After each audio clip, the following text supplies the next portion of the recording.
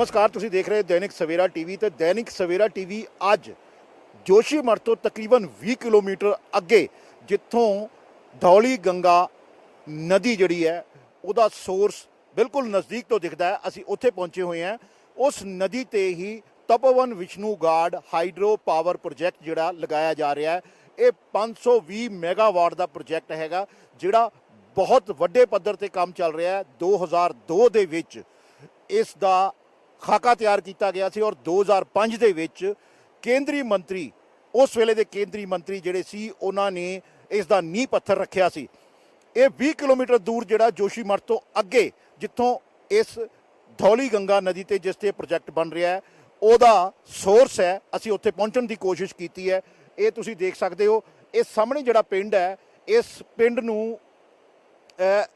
रिंगी पिंड कहंदे ने। रिंगी पिंड ये काफ़ी अगे जाके है, जोशीमठ तो तकरीबन 20 किलोमीटर दूर है। इस नदी का फ्लो जिहड़ा हजे रोकिया गया है धौली गंगा नदी का, क्योंकि इस ते अगे जाके पावर प्रोजैक्ट जिन्हों NTPC जिहड़ी है वो इंप्लीमेंट कर रही है। NTPC national thermo power corporation इसनूं इंप्लीमेंट कर रही है, इसकी उसारी करवा रही है, जिसका दफ्तर जोशीमठ के विच है।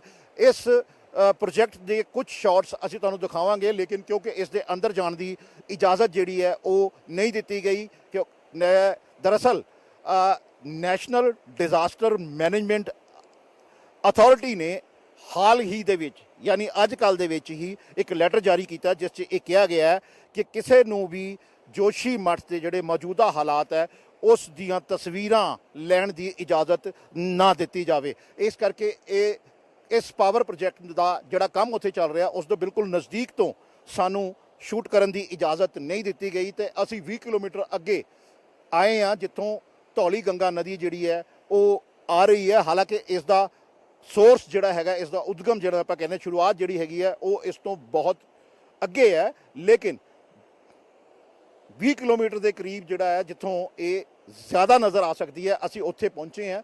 तो ये तुसीं देख सकते हो रिंगी पिंड हैगा जिहड़ा, उत्थे असी बिल्कुल नदी के कोल जाके तुहानूं वो तस्वीरां दिखाने की कोशिश कर रहे हैं। कोशिश करांगे कि जिहड़ा पावर प्रोजैक्ट है, क्योंकि ये पावर प्रोजैक्ट जिहड़ा हैगा हनुमान शिला तो शुरू हो के तकरीबन तपोवन तो शुरू हो के तकरीबन वो सैलन पिंड हैगा एक, उत्थों जे टनल कही जाए जिहड़ी टनल पानी नूं डाइवर्ट करने वास्ते पानी का सोर्स उत्थे तक हाइडल प्रोजैक्ट तक पहुँचाने वास्ते जिहड़ी बनाई जा रही है, जिसनों एक पास्यों ड्रिलिंग मशीन के नाल वो टनल नूं बनाया जा रहा है तो दूजे पास्यों ब्लास्ट के नाल उस सुरंग नूं बनाया जा रहा है। 6 किलोमीटर की तकरीबन ये सुरंग है।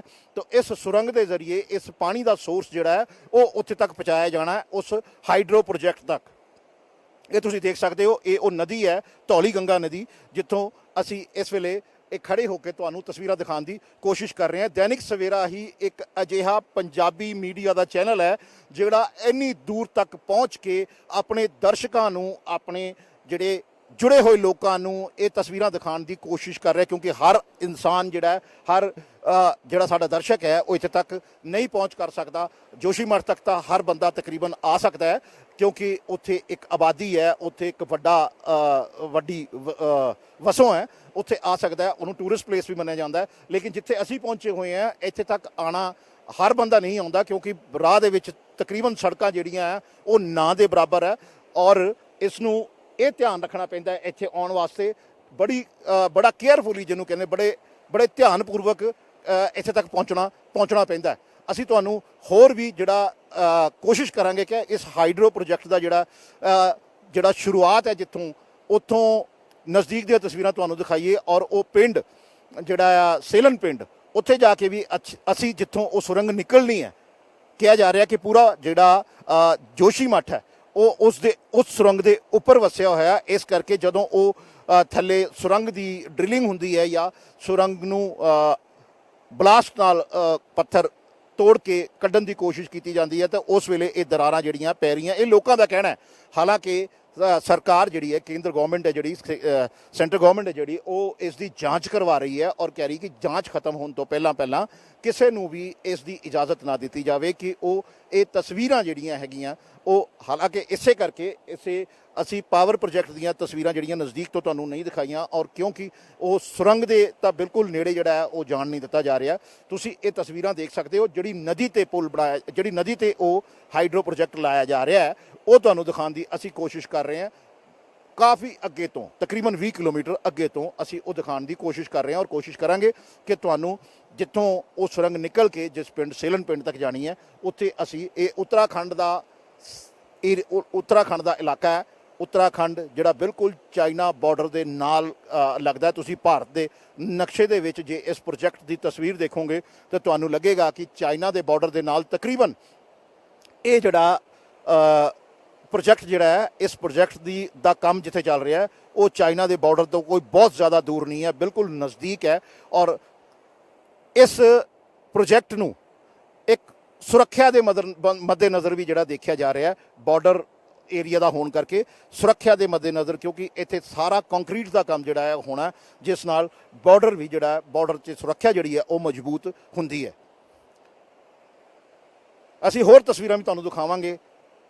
ਇਹ ਧੌਲੀ ਗੰਗਾ ਨਦੀ ਤੇ ਬਣਿਆ ਹੋਇਆ ਉਹ ਟੈਂਪਰੇਰੀ ਪੁਲ ਹੈ, ਜਿਹਨੂੰ ਆਰਜੀ ਤੌਰ ਤੇ ਪੁਲ ਬਣਾਇਆ ਜਾਂਦਾ, ਜਿਸ ਨੂੰ ਤੁਸੀਂ ਦੇਖ ਸਕਦੇ ਹੋ ਕਿ ਇਹ ਆਰਮੀ ਰੰਗ ਦੇ ਇਹਨੂੰ ਸਾਰੇ ਇਹ ਜਿਹੜੇ ਇਹਦੇ ਐਂਗਲਸ ਨੇ ਉਹ ਲੱਗੇ ਹੋਏ ਨੇ। ਆਰਮੀ ਹੀ ਇਸ ਨੂੰ, ਜ਼ਾਹਿਰ ਹੈ ਕਿ ਆਰਮੀ ਨੇ ਹੀ ਬਣਾਇਆ ਹੋਏਗਾ, ਔਰ ਲੋੜ ਪੈਣ ਤੇ ਇਸ ਨੂੰ ਹਟਾਇਆ ਵੀ ਜਾ ਸਕਦਾ ਹੈ। ਇਹ ਆਰਜੀ ਤੌਰ ਤੇ ਪੁਲ ਬਣਾਇਆ ਗਿਆ ਧੌਲੀ ਗੰਗਾ ਪੁਲ ਤੇ। ਤੁਸੀਂ ਦੇਖ ਸਕਦੇ ਹੋ ਰਿੰਗੀ ਪਿੰਡ ਦੇ ਬਿਲਕੁਲ ਨੇੜੇ ਖੜੇ, ਸਾਹਮਣੇ ਉਹ ਪਿੰਡ ਹੈ ਔਰ ਉਸ ਪਿੰਡ ਦੇ ਨੇੜੇ ਖੜੇ ਆ, ਔਰ ਇੱਥੋਂ ਇਸ ਨਦੀ ਨੂੰ ਪਾਰ ਕਰਨ ਵਾਸਤੇ ਇਹ ਆਰਜੀ ਤੌਰ ਤੇ ਜਿਹੜਾ ਪੁਲ ਹੈ ਉਹ ਬਣਾਇਆ ਗਿਆ ਹੈ।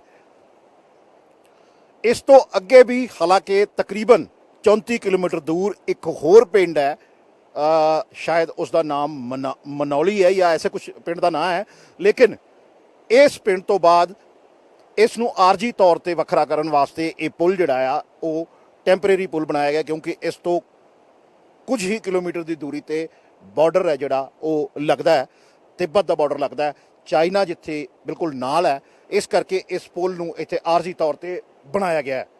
ਇਸ ਪਾਵਰ ਪ੍ਰੋਜੈਕਟ ਨੂੰ ਪਹਿਲਾਂ 2012 ਤੱਕ ਆਪਰੇਸ਼ਨਲ ਕਰਨ ਦੀ ਜਿਹੜੀ ਹੈ ਉਹ ਟੀਚਾ ਮਿੱਥਿਆ ਗਿਆ ਸੀਗਾ, ਲੇਕਿਨ ਉਸ ਤੋਂ ਬਾਅਦ ਹੜ੍ਹ ਆ ਜਾਣ ਕਰਕੇ ਉੱਤਰਾਖੰਡ ਦੇ ਵਿੱਚ ਸਾਰਿਆਂ ਨੂੰ ਇਹ ਪਤਾ ਹੈ ਕਿ ਹੜ੍ਹ ਆਏ ਸੀ ਔਰ ਕਾਫੀ ਵੱਡੇ ਪੱਧਰ ਤੇ ਨੁਕਸਾਨ ਹੋਇਆ ਸੀ। ਤਾਂ ਉਦੋਂ ਜਦੋਂ ਜਿਹੜਾ ਜਿਓਲੋਜੀਕਲ ਡਿਪਾਰਟਮੈਂਟ ਹੈ ਉਸ ਨੇ ਇਸ ਸੁਰੰਗ ਦੀ ਖੁਦਾਈ ਤੇ ਸੁਰੰਗ ਦੀ ਜਿਹੜੀ ਹੈ ਦੇ ਨਿਰਮਾਣ ਤੇ ਉਸਾਰੀ ਤੇ ਰੋਕ ਲਗਾ ਦਿੱਤੀ ਸੀਗੀ। ਤੇ ਉਹ ਰੋਕ ਜਿਹੜੀ ਹੈ, ਉਸ ਰੋਕ ਲੱਗਣ ਕਰਕੇ ਇਹ ਪ੍ਰੋਜੈਕਟ ਲੇਟ ਹੋ ਗਿਆ ਸੀਗਾ। ਹੁਣ ਇਸ ਪ੍ਰੋਜੈਕਟ ਤੇ ਕੰਮ ਚੱਲ ਰਿਹਾ ਔਰ ਇਸੇ ਪ੍ਰੋਜੈਕਟ ਨੂੰ ਉਸ ਦਾ ਜਿਹੜਾ ਜੋਸ਼ੀ ਮੱਠ ਦੇ ਵਿੱਚ ਜਿਹੜੀਆਂ ਦਰਾਰਾਂ ਆ ਰਹੀਆਂ ਨੇ, ਕਿਉਂਕਿ ਇਹ ਜਿਹੜੀ 6 ਕਿਲੋਮੀਟਰ ਦੀ ਤਕਰੀਬਨ ਟਨਲ ਬਣਾਈ ਜਾਣੀ ਹੈ, ਉਸ ਦੇ ਉੱਪਰ ਹੀ ਜੋਸ਼ੀ ਮੱਠ ਜਿਹੜਾ ਉਹ ਵਸਿਆ ਹੋਇਆ। ਹਾਲਾਂਕਿ ਪਹਾੜਾਂ ਦੀ ਉਚਾਈ ਇੰਨੀ ਜ਼ਿਆਦਾ ਆ, ਇੰਨਾ ਵੱਡਾ ਇਹ ਦਾਇਰਾ ਆ ਕਿ ਜਿਸ ਨੂੰ ਛੋਟੀ ਜਿਹੀ ਇੱਕ ਸੁਰੰਗ ਬਣਾਉਣ ਨਾਲ ਜਾਂ ਕੋਈ ਫਰਕ ਨਹੀਂ ਪੈਣਾ ਚਾਹੀਦਾ। ਸ਼ਾਇਦ ਇਸੇ ਕਰਕੇ ਜਿਹੜੇ ਇਸ ਦੀ ਜਾਂਚ ਹੋ ਰਹੀ ਹੈ ਕਿ ਇਸ ਪ੍ਰੋਜੈਕਟ ਦਾ ਇਹ ਵਜ੍ਹਾ ਨਹੀਂ ਹੋ ਸਕਦੀ, ਜਿਸ ਕਰਕੇ ਕੇਂਦਰ ਸਰਕਾਰ ਨੇ ਕੁਝ ਸੁਰੱਖਿਆ ਦੇ ਮੱਦੇਨਜ਼ਰ ਕੁਝ ਫੈਸਲੇ ਜਿਹੜੇ ਆ ਉਹ ਕੀਤੇ ਹੈ ਔਰ ਇਸ ਦੀ ਜਾਂਚ ਵੀ ਕਰਵਾਈ ਜਾ ਰਹੀ ਹੈ। ਜਿਹੜੇ ਲੋਕ ਇਸ ਜੋਸ਼ੀ ਮੱਠ ਦੀ ਜਿਹੜੀ ਆਪਦਾ ਆ ਉਸ ਨਾਲ ਜੁੜੇ ਕੁਝ ਹੋਰ ਲੋਕਾਂ ਨਾਲ ਉੱਥੇ ਦੀ ਮਾਰਕੀਟ ਤੇ ਤੁਹਾਨੂੰ ਗੱਲਬਾਤ ਕਰਾਵਾਂਗੇ। ਮੈਂ ਇਸ ਵੇਲੇ ਰਿੰਗੀ ਪਿੰਡ ਤੁਹਾਨੂੰ ਦੱਸ ਰਿਹਾ ਕਿ ਰਿੰਗੀ ਪਿੰਡ ਤਕਰੀਬਨ ਜਿਹੜਾ ਜੋਸ਼ੀ ਮੱਠ ਤੋਂ 20 ਕਿਲੋਮੀਟਰ ਅੱਗੇ ਉਚਾਈ ਤੇ ਹੈਗਾ, ਉੱਥੇ ਖੜਾ।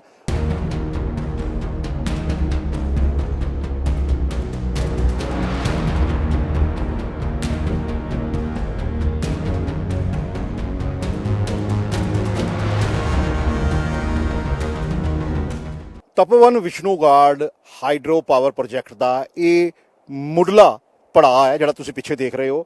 ਇਹ ਇੱਥੋਂ ਇਹ ਪ੍ਰੋਜੈਕਟ ਜਿਹੜਾ ਉਹ ਸ਼ੁਰੂ ਹੁੰਦਾ। ਤੁਸੀਂ ਦੇਖਿਆ ਹੋਣਾ ਇੱਥੇ ਮਸ਼ੀਨਰੀਆਂ ਵੀ ਲੱਗੀਆਂ ਹੋਈਆਂ ਨੇ।